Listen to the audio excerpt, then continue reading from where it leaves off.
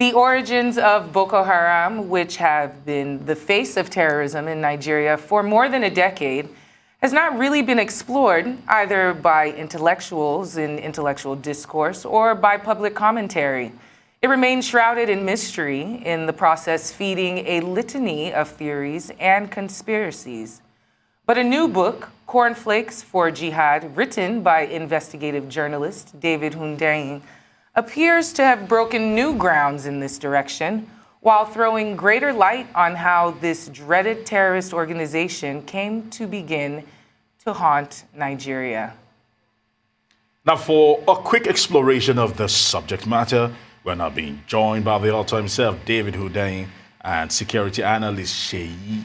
Okay, we had Sheyi earlier on. Now, David, you traced the origins of Boko Haram. For those that have not read your book and are very interested in the origin of Boko Haram, please, can you concisely detail it for us?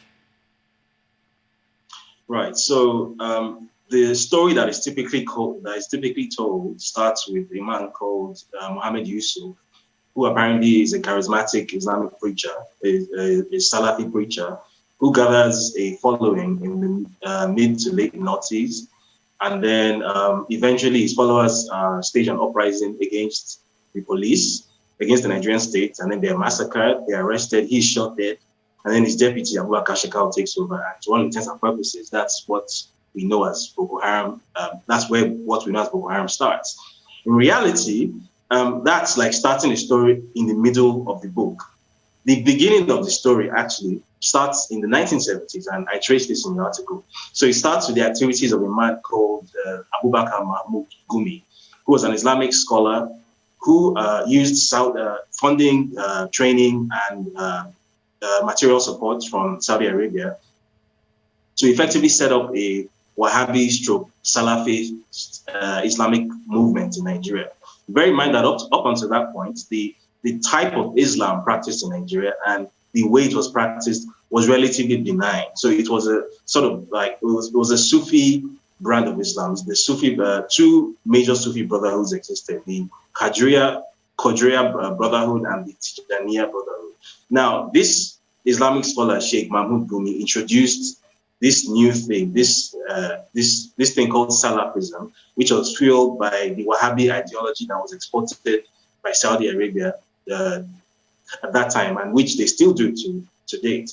And to all intents and purposes, that became the ideological background for what would later become a group known as the Izala movement. Now, Sheikh Abubakar Gumi at the time, that's not the Sheikh Gumi we know, that's Sheikh Gumi's father, Sheikh Abubakar Mahmoud Gumi, was a scholar and a teacher who had this very strict sort of Sunni understanding of the Quran. When his friend Ahmadu Bello died and he was looking for a new benefactor, he turned to the Saudis, and the Saudis were only too happy to flood into Nigeria with their ideology and their money and their training and whatnot. And so the Izala movement grew out of this Saudi indoctrination in the 1970s. Eventually, the group was officially formulated by one of Sheikh Abubakar Gumi's followers, Sheikh Idris, and to all intents and purposes, that was the start of what we now know as the Izala movement, also known as Jibwis. Now, over the next few decades, Jibwis would rise in its influence across northern Nigeria. It will become a strong political force. In many parts of northern Nigeria, it will become practically impossible to obtain any kind of significant power or position without identifying with the Izala movement or being approved by it, right? So now, in the early noughties, right, there's a fellow known as is an Islamic preacher in Katsina. His name is sorry, let me just get to this right. His name is Yakubu Kafanchan. He's also known as Yakubu Musa Hassan. He's also known as Yakubu Musa Katsina. Now, according to a document submitted by the Nigerian government to a UN Committee on Counterterrorism, and this document was submitted in 2006, this fellow, Yakubu Musa Kafanchan, aka Yakubu Musa Katsina, was arrested in 2002 by the Nigerian security agencies for trying to set up Taliban training camps in Nigeria and for trying to set up terror cells in Kano and in Katsina. This was as far back as 2002. And the same letter mentions someone else as an accomplice of his, a man called Haruna Shahu. Now, Haruna Shahu is described in that letter as an agent of an Islamist group called GSPC. And what he does for them is that he finances extremism by laundering money through his network of businesses which dealt in smuggled goods. And this was a letter that was sent by the Nigerian government itself, by Ambassador Aminu Wali at the time, under the Obasanjo government. This was sent to the UN. The Nigerian government itself wrote this, right? Yeah. And then in the same letter, somebody who many people would never, not ordinarily associate with terrorism, the founder of NASCO Group, his name is Ahmed Idris Nasreddin, was also named. And the letter claimed that due to his being recognized as a global sponsor of terrorism by the US, that his business interests in Nigeria were provisionally forfeited to the federal government. I went digging and I didn't really find any evidence that this actually took place. As far as I could tell from all the CAC records and from all the other records I get my hands on, Idris Nasreddin never actually lost control of his company for a single day. But that's what they said in the letter anyway. Right. And there's other documentation backing this up. So just to interrupt, David, there's a lot of, as we call it, receipts in the book. There's a lot of heavily researched evidence that you have put in there. I don't want to give everything away for the sake of time, but we want to ask, first of all, how long did it take to research such a lengthy document, and what were some of the challenges to getting the information that you got? And also, what has been the reception thus far? Because it's quite detailed, as I said, and it seems that a lot of the information that has been shared, if it would be shared with the public, has it been shared with the higher-ups? And are they aware? And if they're aware, what is being done? So in answer to the first question, how long did it take?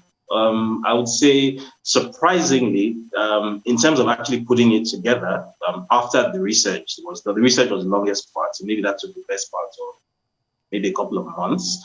But the actual drafting, believe it or not, came together in about 5 or 6 hours. It actually wasn't that. The research is always the most difficult part. Now, with regard to you asked the question that what has the reception been? Yes. Well, the reception has been. There's a very large majority who are absolutely stunned at the existence. Okay, let me go back to the previous question you asked, which was how difficult was it to gain access to these materials? Right. What I discovered that there's actually a wealth of material that is available on the early days of Boko Haram and of Islamic terrorism in Nigeria. So there's and these are typically academic works written by the likes of Dr. Andrea Brigadia, who used to work at the University of Cape Town, in the Institute of Contemporary Islam there. He did a lot of extensive work, but the problem is that a lot of this work, it's available on the internet, but it's locked behind academic paywall. So you need, like, for example, a JSTOR login or a JSTOR pass, which might be like $6 or something. So because of something as little as $6, a lot of this information just lies on the internet, completely undiscovered forever. Wow. Right? And so basically, some of this information came by virtue of me actually having access to this academic database. So I can actually search on Google and then click through and actually find it without having to pay, because I have access to these databases. And there is a wealth of information that is available. Like this, the challenge was actually keeping this thing to the length that I was able to keep it to, because there was so much more that I couldn't even fit it. The reception has been mixed, as I said. The vast majority of people who have seen it are absolutely shocked that this information exists, that there are official Nigerian documents stating that this Yakubu Musa Kapanchan or Yakubu Musa Katsina fellow, who was recognized by the Nigerian government itself as somebody setting up terror cells in 2002, as an Islamic terrorist, gets to take pictures with the president in Aso Rock, right? And he's a close friend of, the Minister of Communication and Digital Economy, Isa Pantami. And people are surprised that, wow, how does all of this exist? And then there's a small minority of people who are determined to discredit the work for obvious reasons. Some for reasons of what they consider to be their religious or their ethnic affiliations.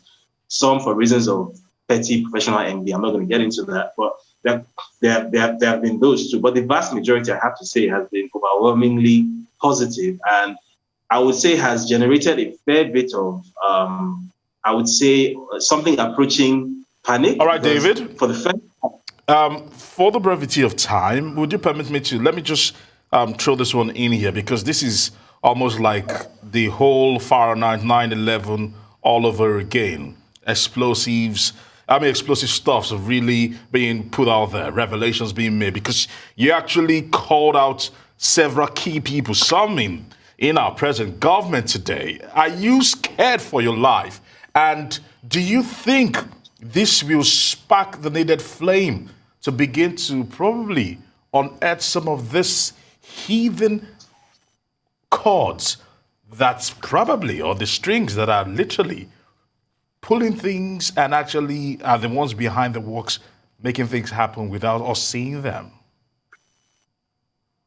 So, with regards to the first question, am I scared for my life? What I would say is that I think we sometimes give the powers that be a bit too much credit, as powerful as they might be, as much of a global reach as they might claim to have. They're really not that powerful, and they're really not that competent, because with all the obvious strategy and planning that has gone into this, something as simple as keeping your village safe. I mean, the other day you had the Minister of Defense. There was a video of him walking into his car with a machine gun. The Minister of Defense was holding a machine gun as personal sidearm, walking into his car. So the Minister of Defense doesn't feel safe on the road. So if the Minister of Defense hasn't been able to sort out his personal safety, then I think my personal safety is somewhere across the Atlantic. The Nigerian government or the Nigerian establishment or the Zala establishment, whatever it is, has bigger problems, and shouldn't even be trying to go after David Hundeyin, because I'm not sure they can drive to their villages right now. I'm not sure the road to their villages is secure. And then secondly, you asked that will this spark something? The only people that can answer that question are Nigerians themselves, because I don't think this is the first time that someone is putting out information that could potentially be epoch defining. As I remember in April, I was on this show, I was on this TV station, I was talking about the Issa Pantami story. And at the time, it seemed as if that was the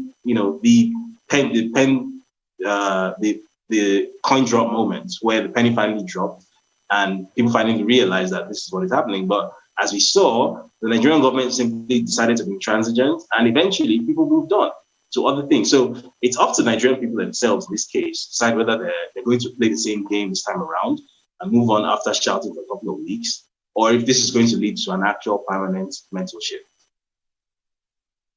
Riveting. Very riveting. Thank you for that. And thank you for the book. David Hundeyin, author of Cornflakes for Jihad. Thank you for your time with us.